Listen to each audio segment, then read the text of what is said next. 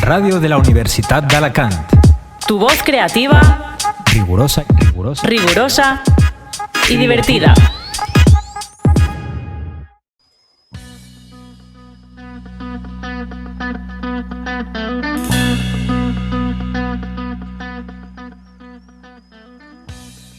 Molt bon dia i benvinguts a Física en las Ondas, un programa para físicos y no tan físicos.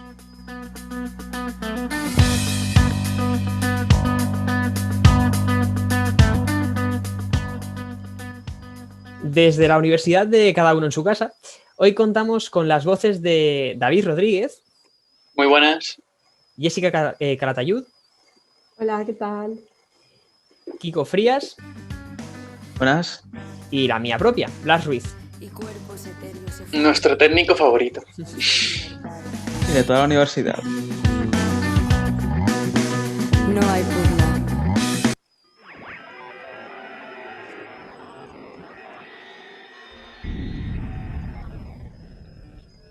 En nuestra sección de ciencias, hoy tenemos: ¿puede la mecánica cuántica causar mutaciones en nuestro ADN?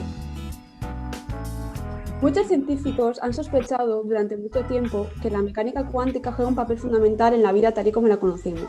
Y hoy un estudio publicado por la revista Physical Chemistry Chemical Physics confirma que el efecto túnel cuántico también ocurre en el ADN a temperatura ambiente. Este artículo de investigación, llevado a cabo por un equipo del Centro de Doctorado en Biología Cuántica, Leverhulme de Surrey, en Inglaterra, utilizó simulaciones por ordenador de última generación y métodos cuánticos para determinar el papel del efecto túnel de los protones, que sería la desaparición espontánea de un protón de un lugar y la reaparición del mismo en un lugar cercano, en las mutaciones espontáneas dentro del ADN. Descubrieron que los átomos de hidrógeno, que están compuestos por un protón y un electrón, que son los que proporcionan los enlaces que mantienen unidas las dos hebras de la doble hélice de ADN, pueden, bajo ciertas condiciones, comportarse como ondas que pueden existir en múltiples ubicaciones a la vez. Entonces, si uno de estos átomos, esto gracias al efecto túnel de los protones. Entonces, esto puede conllevar a que un átomo esté en una hebra que no toca, entonces se produzcan mutaciones. Y han descubierto también que, aunque la vida útil de estas mutaciones es corta, pueden sobrevivir al mecanismo de replicación del ADN y pues al final tener consecuencias para la salud.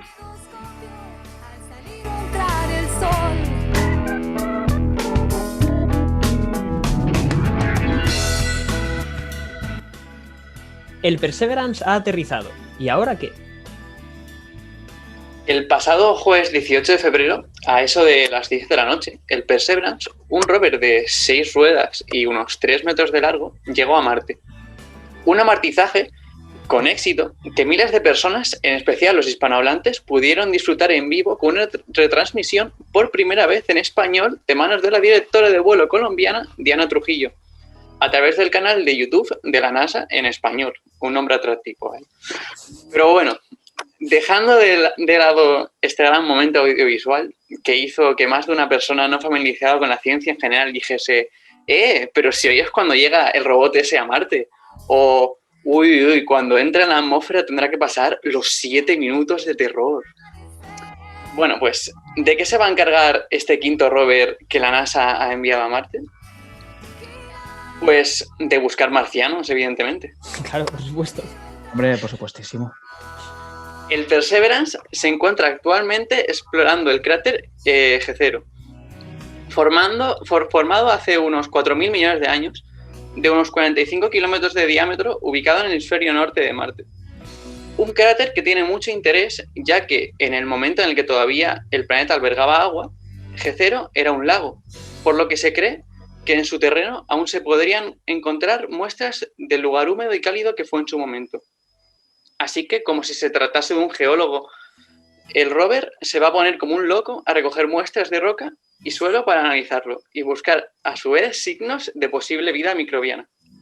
Otra de las misiones que tiene es probar la producción de oxígeno en la atmósfera marciana para un posible asentamiento humano, ya que recordemos que la carrera espacial tiene un nuevo destino, Marte. Con actualmente 3 participantes con diferentes misiones en el planeta, Emiratos Árabes con la sonda Hope y China y Estados Unidos yendo como siempre a pique con sus respectivos rovers, ¿quién ganará esta carrera?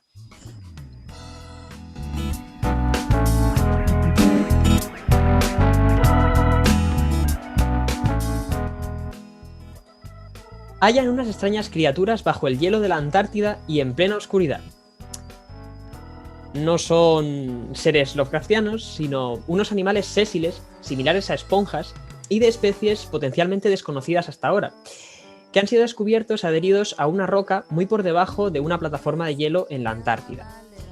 Durante un estudio exploratorio, investigadores perforaron 900 metros de hielo en la plataforma de Fishner Ron, situada en el Océano Antártico. Encontraron a estos animalillos a una distancia de 260 kilómetros del mar abierto, en completa oscuridad y con una temperatura de 2,2 grados Celsius bajo cero.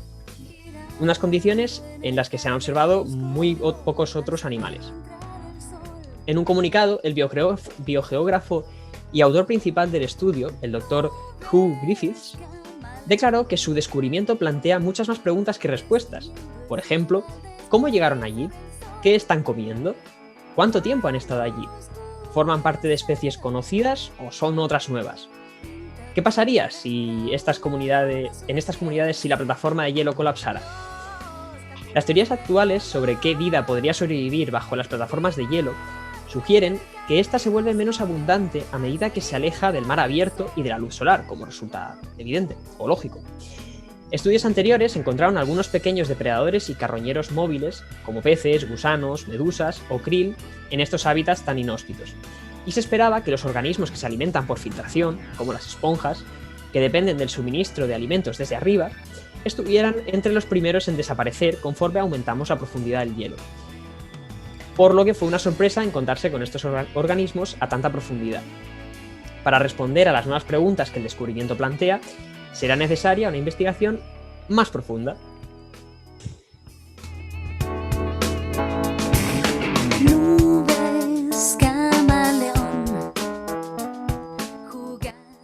La masa récord del agujero negro Cygnus X1 sorprende a los astrónomos.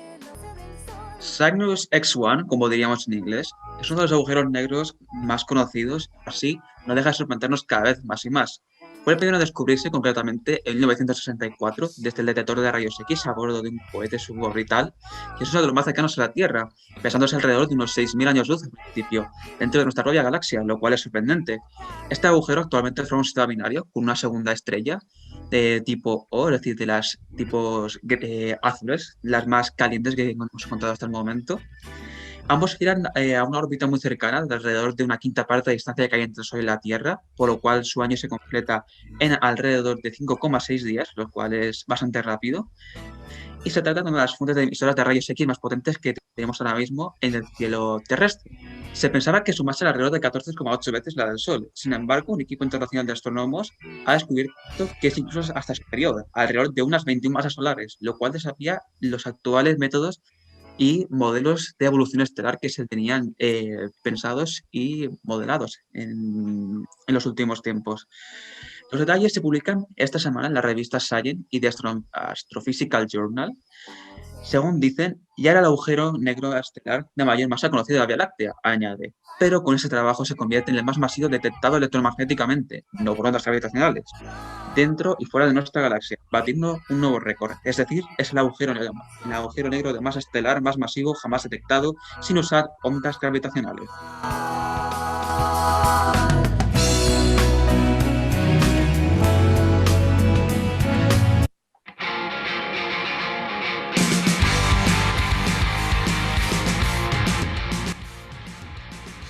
En nuestra sección de Physics Today de hoy vamos a hablar sobre terremotos, que creo que no hemos tocado el tema nunca, ¿no es así?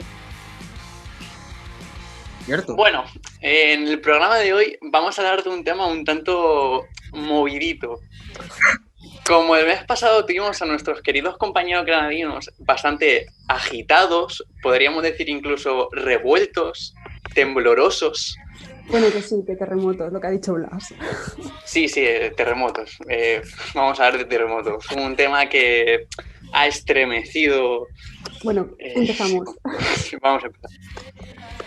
Un movimiento brusco que ha estado ahí siempre desde los principios de la Tierra y que el ser humano se ha preguntado cuál es el origen de dicho temblor, ya sea porque un dios está cabreado, siendo Poseidón para los griegos o Loki para los nórdicos, porque bueno, estar encadenado a una roca mientras que te cae veneno de serpiente, pues te vuelve muy Loki. Entendí esa referencia. O bien, como creían los grandes pensadores griegos, a través de explosiones de éter, la Tierra flotando sobre el agua como un barco, o bueno, ya entrando en específico con Aristóteles o Anaxágoras, entre otros, que vinculaban a los terremotos a uno de los 4 elementos, que por supuesto, de los elementos, ¿cuál va a ser si no? El aire. El aire. No la tierra, el aire. Tiene todo sentido, Claro, tiene todo sentido. El aire. Ya que creían que los temblores era producido por el aire contenido en las concavidades terrestres, o sea que no sí que es verdad que estaban cercanos, que se pensaban que estaba debajo de la Tierra donde ocurría todo esto. Bueno, pues lo que decían Anaxágoras era que el aire seco contenido en las partes bajas y huecas de la Tierra tiende a elevarse y a mover a su paso la Tierra, cuando la superficie se encontraba apelmazada con la lluvia, o sea que lo relacionaban también si había lluvia o si no. Esto a Aristóteles no le convenció del todo. Entonces él pensaba que simplemente por el viento se ocasionaba entre la diferencia de calor de la parte del suelo de arriba y el fuego que hubiese interno, algo que también Aristóteles, pues en esa época se acercó bastante a que el interior de la Tierra estaba caliente. Iba un poco dando palos de ciego, pero acertando. Acertando así un poco, diciendo cosas que hoy en día nos sonarían un poco extrañas, pero más o menos con bueno, los depende, pocos tenemos el terraplanismo que tenía. Sí, es verdad. Bueno, el caso es que dicho pensamiento no se siguió profundizando por obra y gracia de Dios hasta los siglos XVIII y XIX, cuando ya con Instrumентral y a raíz de grandes terremotos como el de Lisboa en 1755, comenzaron a investigar cosas que nos sonará a todo el mundo, como las diferentes capas de la estructura interna de la Tierra, cuál era su composición, teorías como la deriva continental, y elementos que ayudaron a descubrir el origen de los terremotos. A saber qué son, porque bueno, Jessica, ¿qué es un terremoto? Bueno, voy a intentar explicarlo así un poco más físicamente, ¿no? Realmente, no como a partir de teorías de elementos. Y bueno, tenemos que saber que las rocas, como los sólidos, se pueden estirar, ¿no?, hasta un cierto límite, que es el límite elástico, a partir del cual se rompen, ¿no? Entonces, bueno, como estaba diciendo David, ¿no?, ahora ya pues todos sabemos que la corteza terrestre, pues que forma la superficie, pues tiene una docena de placas tectónicas, más o menos, y estas placas están en constante movimiento unas con otras, produciéndose fricciones, roces, entonces se acumula una fuerza sobre ellas y por tanto una energía. Entonces, en el momento en que esta energía es superior a esta energía de límite elástico, entonces es cuando esta energía se libera y se producen estos terremotos, ¿no? Esta energía se libera de dos formas: en forma de calor, debido a la fricción entre las rocas, y en forma de ondas sísmicas, que se propagan en el interior de la Tierra hasta la superficie, ¿no? Y esta fractura inicial es lo que se llama terremoto o sismo. Pues bueno, siguiendo un poco de historia, el señor Reid, en 1911, tras el terremoto de San Francisco, que se había producido en 1906, explicó, desarrolló una teoría, la teoría del rebote elástico, en el cual decía pues que, básicamente, cuando se produce dentro de la corteza terrestre, donde hay un punto... El bilingüismo. El bilingüismo. En Valencia es corso.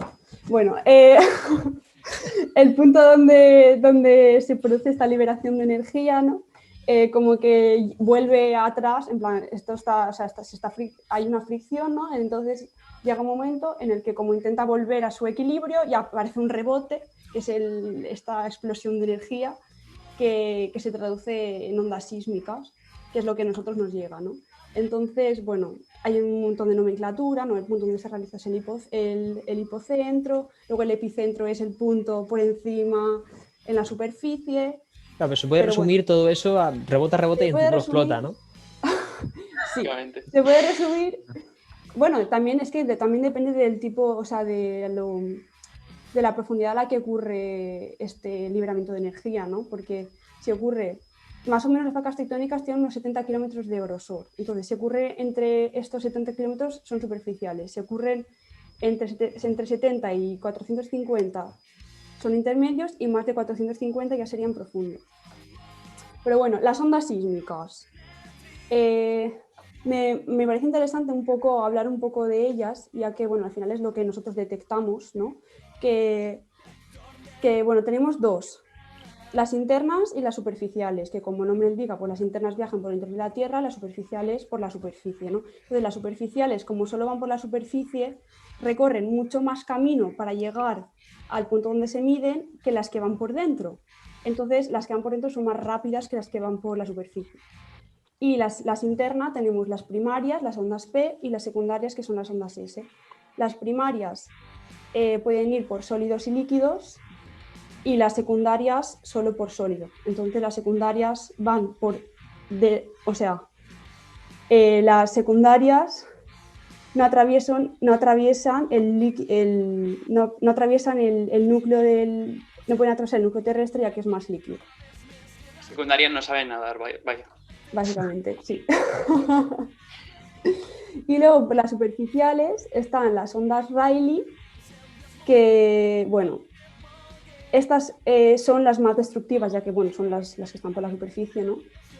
Y las ondas Rayleigh serían las que, bueno, se originan más que por el movimiento, o sea, obviamente por el movimiento de las rocas, pero vienen dadas por el movimiento de las partículas en esos puntos. Y la destroza, digamos, la hace en un desplazamiento vertical, mientras que las ondas Love las hace en un desplazamiento horizontal. Qué bonito. Son más suaves porque son ondas del amor. Oh. No, pero no crean amor, crean destrucción. Ay. O sea, ojo. Son igual de destructivos. Crean luz. No, se llaman Love porque el señor que lo descubrió se apellidaba Love. No es porque sean por la fuerza del amor. Exactamente. Qué lástima. Ánimo. El poder de la amistad nos salvará a todos. Bueno, pero después de todo esto, ¿cómo se viene un terremoto, no? O sea, ¿qué escalas hay? Bueno, pues seguro que habéis escuchado la escala de Richter, que realmente ya no es la escala de Richter, ahora se llama la magnitud del momento. Lo que pasa es que, bueno, los periodistas lo siguen utilizando porque es más o menos la misma equivalencia. Que se trata de una escala logarítmica que va del 1 al extremo abierto. O sea, no tiene límite, pero claro, a partir de 12 la Tierra se parte en dos. O sea que no tiene límite, pero a partir de 9 lo sientes ya bastante. Hay un límite físico, medición, digamos. Hay un límite de... Claro. No tiene un límite teórico. Entonces, es una medición cuantitativa, vaya, que mide la energía que se libera. Esta magnitud va entonces, nos encontraríamos en menos de 3,5, donde no se sienten, pero sí que se registra. Esto a lo mejor dices, uy, ¿han sido gases o ha sido un terremoto? ¿Sabes? Empiezas así.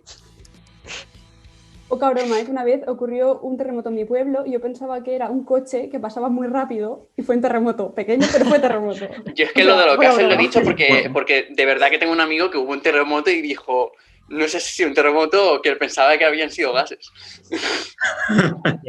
Los gases terrestres, lo que están debajo de la capa, que Claro. Aristóteles, salieron así. El elemento aire, exacto. Sí, sí. Luego nos encontraríamos con las que han habido en Granada, estarían de 4,4, entonces estas son de 3,5 a 5,4, estarían ahí de que ya se empieza a sentir, ¿no? La gente sale a la calle, ves un poco de destrozos, tal. Luego ya pasaríamos ya más grandes, como pues destrucción total, como pasó en Japón en 2011, con una magnitud de 9,1 y bueno, ya no sé si os acordáis que se acabó con toda esa zona prácticamente, o sea, fatal todo. Luego ya pues también tendríamos otra escala, que es la escala de Mercalli, que esta en vez de la magnitud lo que se encarga es de la intensidad, que es la que, digamos, la que se encarga de luego pues saber el destrozo, que más que no se centra en la energía, sino que se centra en Las la consecuencias. situación, digamos, humana, ¿no? El destrozo que se ha creado. Y esto va de 1 a 12, de 1 siendo muy suave y 12 siendo una catástrofe mundial. Partirse la Sí, tierra es en un dos, poco- vaya. Sí. No tanto, no.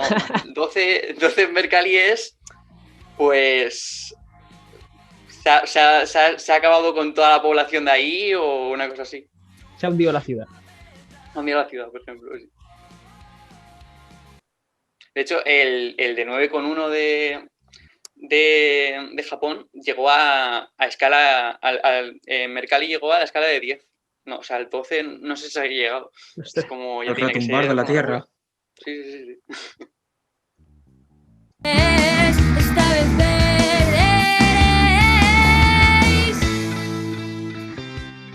Bueno, hoy también queremos traer de nuevo una sección que empezamos ya en el cuatrimestre pasado y de la que se encarga Kiko, sobre todo, es Ciencia Mal, en concreto, fisianécdotas. Anécdotas que ha sucedido a grandes personajes de la física. ¿No es así?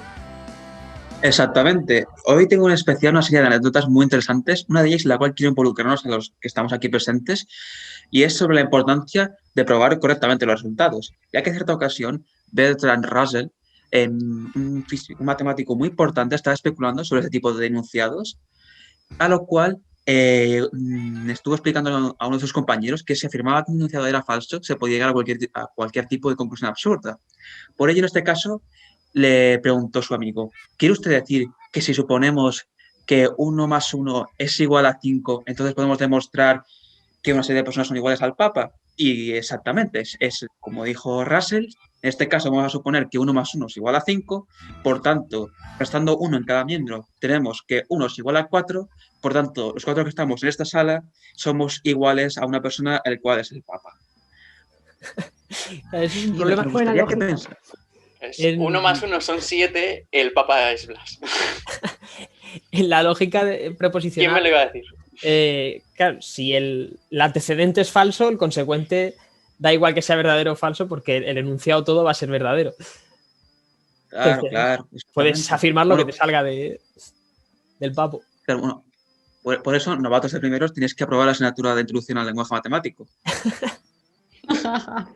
Ahora bien, me gustaría seguir con una un poquito incluso más extravagante que tiene que ver con nuestro querido Einstein. En este caso se cuenta que a los 20 años, cuando él empezaba a ser conocido por su teoría de la relatividad, era con frecuencia solicitado en una gran cantidad de universidades para dar distintas conferencias, y para poder hacer eso debía de ir siempre en coche desde a mi universidad para poder dar dichas conferencias. En varias de ellas contrataba siempre al mismo chofer, del cual no se conoce su nombre, pero tras varios viajes, ahí se le comentó al chofer lo aburrido que estaba de hacer siempre la misma charla una y otra vez, a lo que le contestó el chofer: si quiere le puedo sustituir, ya que he escuchado tantas veces decir la misma charla, la digo yo en su lugar y ningún problema. Claro, Einstein decidió, en vez de decir, no, mejor lo hago yo, dijo, ¡no hay huevos! No lo dijo así literalmente, pero Claro, se lo dijo tomó en la alemán. palabra. Sí, no digas que no dijo así. Claro. Brinksengkangen. En polaco. Entonces, antes de llegar al siguiente lugar, intercambiaron ropas. Einstein se puso al volante, su chofer se puso sentado en la parte de atrás, y como en ese momento pues, no había este internet que nos permite comunicarnos tan fácilmente, no conocían a Einstein de cara, lo cual les permitió dar perfectamente el palo entre los dos. Llegaron a la sala de conferencias y el chofer empezó a exponer sin ningún tipo de problema, cada parte correspondiente a información, todo muy bien fluido, hasta que llegó la parte más terrorífica de cualquier presentación de cualquier persona, y es la ronda de preguntas. A lo cual uno de los que estaba en la sala le hizo una pregunta al chofer, sin saber que este era el chofer, y él le preguntó algo más o menos complicado, que el mismo chofer no tenía ni idea de cómo responder. Así que, en un golpe de iluminación, le llegó y le dijo: ¿sabe usted qué? Esa pregunta es tan trivial que le puedo decir que mi chofer aquí presente en esta sala es capaz de venir aquí arriba y responderla por mí. Así hizo, y Einstein, disfrazado del chofer, subió y respondió la pregunta. La demostración Hombre, se bastante deja interesante, como sí. ejercicio para el lector. En este caso, deja como ejercicio para el oyente o para el chofer. Pero sí, la verdad es que es exactamente ese tipo de situación. Yo creo que esto fue lo que propició esta tendencia que vemos en todos los libros de matemáticas y física. Y ya como última anécdota, tenemos, como no, nuestro querido amigo Tesla vuelve a la carga con otra de sus queridas características. En este caso, nos habla de su trastorno obsesivo-compulsivo. En este caso, Creo que el trastorno de las palomas es peor que el toque. sí, seguramente eso sea peor, pero también tengo que recordarte que él tenía cierta aprensión hacia las mujeres. Al principio justificaba con el hecho de que las relaciones matrimoniales no están hechas para el inventor. Al final de su vida explicó que no, que era él que tenía miedo hacia las mujeres. Pero bueno, Wow. Más vale tarde que pagaba nunca OnlyFans, por aceptarlo. así decirlo. Sí, exactamente. El tema es que entre sus distintos trastornos obsesivos compulsivos estaba uno acerca del número 3, que marcaba muchos aspectos de su vida diaria. Si tenía que entrar a un edificio, antes daba 3 vueltas alrededor de la ventana de ese edificio y contaba sus pasos mientras lo hacía. Solamente entraba al hotel si ese número de pasos era múltiplo de 3 y cuando llegaba a la habitación siempre pedía un número de toallas igual a 18, es decir, un múltiplo de 3. ¿Por qué 18? Pues sencillamente porque entre los números de 16 y 63 ese era su favorito. También solía hacer una torre de 18 servilletas cada vez que se disponía a comer. Supongo que porque habría que limpiarse de lo guarro que comía. Enfriaba la comida.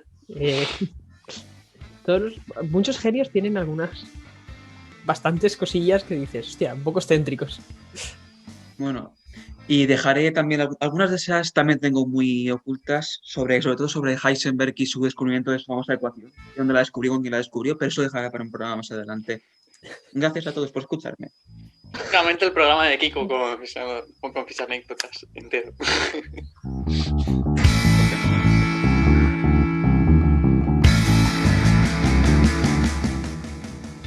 Bueno, nos estamos acercando al final del programa y nos queda el tiempo justito para que retomemos una sección que siempre me quedo con ganas de hacer, sobre los IG Nobel. Para los que nos estén escuchando y no sepan lo que son, los IG Nobel son unos premios que se entregan a investigaciones científicas que tienen todo el rigor científico y son estudios serios, pero sobre temas que resultan un poco absurdos o cuando los oyes dices, ¿qué me estás contando? Es una parida. Entonces, la sección, que me va a dar tiempo a hacer uno o dos, consiste básicamente en, yo os presento un estudio científico y vosotros me decís si es parida o es de verdad. ¿Vale? Si es de verdad os lo explico, si es parida, pues os lo comento. Interesante. Entonces, empezamos con, por ejemplo, los patos pueden ser necrófilos homosexuales. ¿Qué pensáis? De verdad. Complicado, pero conociendo a los animales es posible. Sí. Yo diría que es cierto. En la UA tenemos muchos patos. Entonces, podría Es verdad, ser- podemos recorrer un experimento. Muy bien pensado, Lar. Me gusta cómo piensas. Un poco Pues, macabro igual. Sí, es el IG Nobel de Biología del 2003 y es la explicación que pone es absolutamente relevante conocer el primer caso de necrofilia homosexual en el Ana de Real, Anas placirrinchos, recogido Llamándose así. en la revista del Museo de Rotterdam de Historia Natural. Cerca del pato, obviamente muerto, otro macho de Ana de Real montó el cadáver y comenzó a copular con gran fuerza. El párrafo del estudio es literal, esto es así. Lol. Amazing. Esta sabía que era de verdad. Y encima es que es un tema de conversación que cuando conozco a alguien suelo sacarlo. Sí, es leche. Y los pingüinos que cagan a distancia También. triunfas en las fiestas. Imagínate estar ahí con una persona, le sacas este tema y dices, ¿sabías que existe necrofilia entre los animales? Y rompes el hielo. Sí, y Siempre. si no se va, sí. Y Sí, luego te irnos- rompe la cara. Exactamente. tenemos que Si no irnos se va, nosotros que se nos es acaba el elegido. tiempo. Gracias por escucharnos a todos y nos vemos en las ondas. Hasta luego. Hasta luego. Hasta luego.